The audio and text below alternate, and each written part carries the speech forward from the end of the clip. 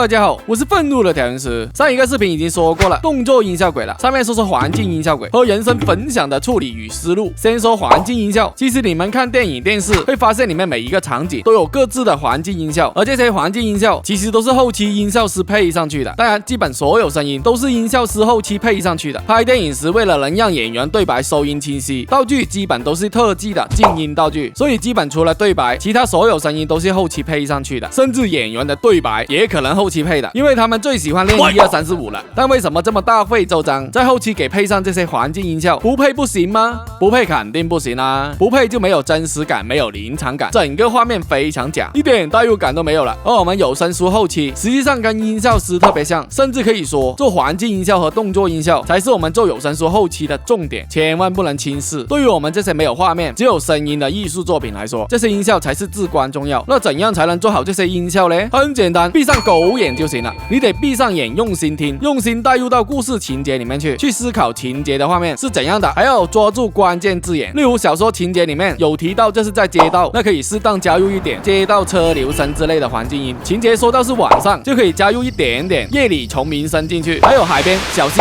下雨、下雪、风声，这些关键字眼都是在提示你要怎样的环境音效。至于环境音效的音量大小，控制在刚好听得见的水平就可以了，不能太大声，太大声就老抢戏了。如果你不知道多大声才是刚好听得见的水平，你可以一直拧小你的耳机音量，直到连主播的声音也是刚好听得见，这时你再去听。如果只能隐约听到环境声，那就证明音量应该是合适的。但如果这个时候环境声还是很大很清晰，那说明这个环境音效在双兵夺主了。这也是混音的一个小技巧，很多时候你不知道某个声音是大了还是小了，都可以试下拧小耳机音量再去听。调整环境音效音量也很简单，直接选中文键，然后拉中间的这个正方形就能调整音量大小了。具体拉多少靠听。如果是经常用的环境音效素材，那可以拉低音量后自己重新导出一份音频文件，以后要用的时候直接拖到工程就行了，不用每次都去调它的音量，这样子就能提高效率了。而且除了音量你要注意外，你还需要做点渐变，不要突然就进入一个环境音效，或者突然就结束，这样子很容易出戏。做渐变很简单，直接在素材上面拖动这个三角形，就可以做渐入渐出的音量变化了。其实做环境音效就是这么简单，完全没有难度的，但需要你细心带入情节，抓住关键字眼。基本上做环境音效和动作音效就是在哪里干什么，做多效率就高了。接着说说人声的分享，其实大家听金配的书就知道了，有些故事情节说到是在大山洞里面或者在密闭的小空间时，人物的对白也是有对应的混响的，这样子更能反映出主角们身处的环境，更有画面感。实际上我们看电影电视，你可以发现音效师会根据不同的环境给对白做不同的混响，不然你会发现对白跟画面格格不入的。但我们有声书要求没有那么高，一般是情节强调在山洞或者封闭的小空间才需要给对白加分享，所以我们要给人声加分享，用2种分享就能应付了。一种是大空间的长分享，用在大山洞、大隧道这样的场景；一种是小空间的短分享，用在通风管、密闭小空间这样的场景。先说大空间的长分享做法，先复制一条做好的人声基础音轨，也就是噪声门、压缩器、去齿音、EQ 这4大件已经调好的音轨。这个人声基础音轨和套路参数在前面的教程有详细讲解过，不知道的同学可以回头看看。复制好音轨后，点加号，找到分享类效果器，找到 Room Before， 然后在房间大小这栏选择最小的 S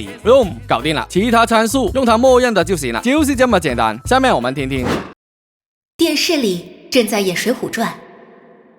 武松进客栈大喊一声：“小二，来2斤牛肉，山一壶好酒。”我问我爸，为什么武松一定要点牛肉，不点别的呢？我爸白了我一眼，你自己看啊，来2斤牛肉，是不是说出来特别有气势？是不是就有一个在比较大的空间，例如山洞里面讲话的感觉，而且分享大小和分享的密度刚刚好，不影响语言清晰度，但分享效果明显。如果大家不喜欢，换其他效果也行，大概类似这样的感觉就行了。接着是小空间短分享的做法，再复制一条人声基础音轨，这次要用另外一款分享器，点加号，找到分享类效果器，找到 Mix Before 这个分享器，打开面板，然后把 Peak Delay 调到最小，然后把 Size 调到最小，然后把 Width 也调到最小，最后把 Maxi 干湿比调成10%，这样子就搞定了。下面我们听听效果如何。电视里正在演《水浒传》，武松进客栈大喊一声：“小二，来2斤牛肉，山一壶好酒。”我问我爸，为什么武松一定要点牛肉，不点别的呢？我爸白了我一眼，你自己看啊，来2斤牛肉，是不是说出来特别有气势？如果说来2斤泡椒凤爪，啃完天都黑了，还怎么去打虎？